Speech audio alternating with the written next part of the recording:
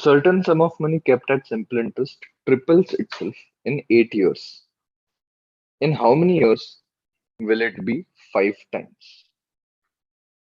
Now, let's assume that the principal is 100 rupees. Now it becomes triple. That means amount is 300. Now amount is always principal plus interest. So therefore, substituting the values, we get interest is equal to 300 minus 100, that is 200. Now we have P as 100, N as 8, okay? And also we know that the concept of simple interest is that it is constant every year,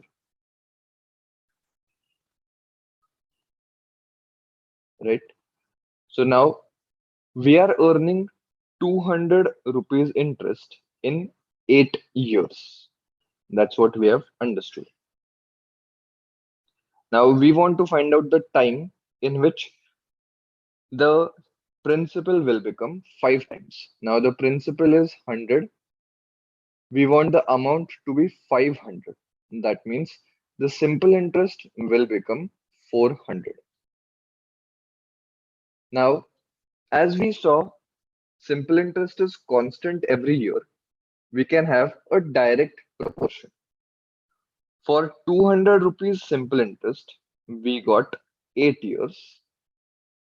For 400 rupees simple interest, we will get X years. So we can cross multiply. So X will become 8 into 400 upon 200. That is 16 years.